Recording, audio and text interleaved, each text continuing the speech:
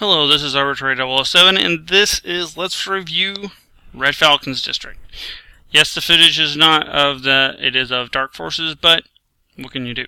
I'm doing this review because 1, I said I would, 2, I like the book, 3, my sister wrote it. So yeah, I'm going to try and keep this as short and sweet as possible. What I like about the book, fast-paced.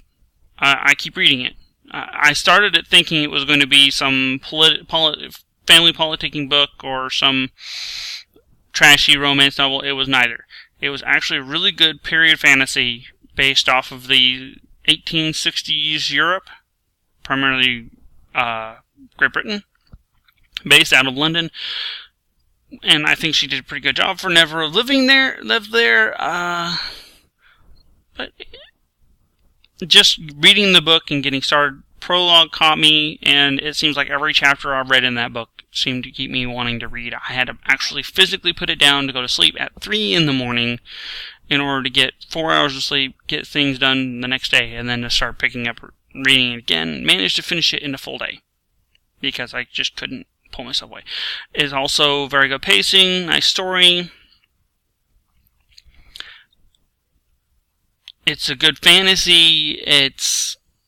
I like the characters. They're all lovable, particularly the kid characters in there. The antagonists, I actually, you're not supposed to like them, and you don't like them.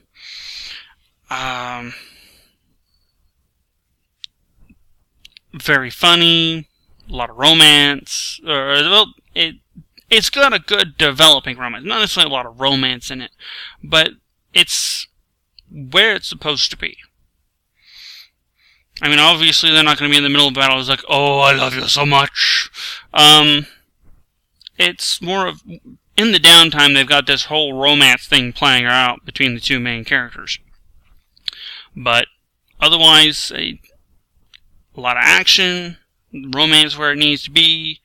The story develops properly, all playing into that first. It goes fast, and it's not a short book. It just feels short. There's also very few I would say I don't like. There are a few grammatical errors. I would like to see more of the antagonist. Some of the parts seemed kind of predictable. Like, oh, hey, yeah, she's totally getting jumped in the next book. Oh, hey, look, or the next chapter. Oh, hey, look, she's being jumped in the next chapter.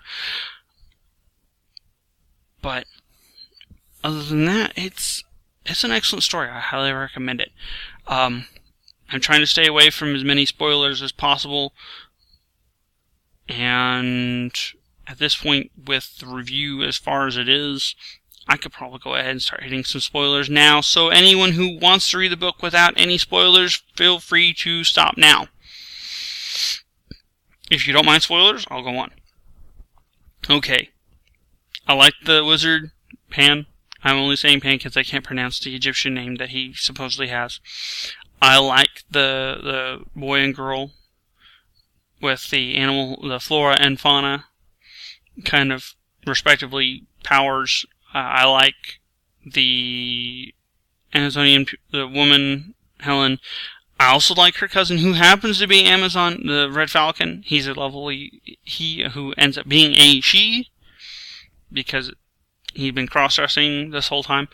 He, or she, is actually a very nice character. I like her a lot. I like Bridget. I like her father, whom I only see. He reminds me a lot of my dad, which makes a lot of sense because she's my sister, and she really loved, the writer is my sister, and she really loved my dad.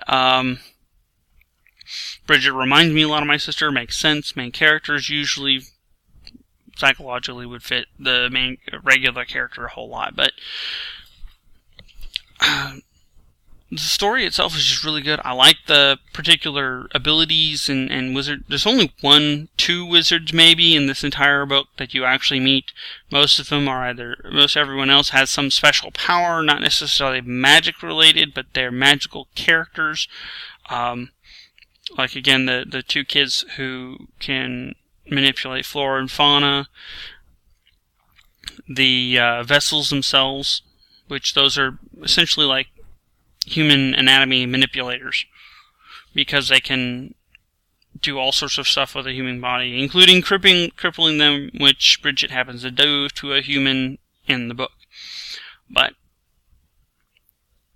it's just so much cool stuff going on. I liked how it ends. And I found it interesting how the romance played from a guy-girl kind of girl loves guy and guy loves girl kind of perspective to two women love each other. Because what I really like about the romance is it's not so much she loves another girl, Bridget loves another girl. Bridget loves Red Falcon. If you look at it in that viewpoint, it's not the gender that determines whether she loves him or her. It's the particular character itself. She just loves that person. So hey, how is that bad? But yes, they get married, they figure out some sort of way to do it. I like the ending. I like how she manages to save herself the trouble, and I do like that she finally says, you know what, we're going to go ahead and end this now. And they take it to her antagonist and actually end all the chasing that goes on in the book. So ultimately, I recommend you read it, and hope you guys have fun with it. This is Arbitrary 007 finishing his review of Red Falcon's District. You have a nice day.